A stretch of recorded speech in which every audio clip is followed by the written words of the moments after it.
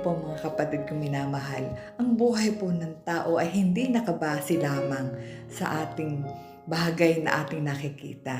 Hindi po yun ang tunay na pananampalataya. Sapagkat sabi po sa Hebreo chapter 11 verse 1, tayo'y may tunay na pananalig sa Diyos kung tayo ay nakatingin sa mga bagay na din nating nakikita, sa mga bagay na inaasahan nating magaganap. At tayo po'y nakatingin doon sa mga bagay na di natin nakikita. Sapagkat kapag po tayo nakatingin sa mga bagay na nakikita, hindi po yan pananalig, hindi po yan faith. Sapagkat kita mo na eh. Samantalang kung ang iyong faith, ang iyong focus ay nakatingin sa mga bagay na di nakikita, yan po ang tunay na pananalig. Tandaan po natin. Sapagkat, tingnan niyo po, ang hangin po ba nakikita niyo? Di po ba hindi?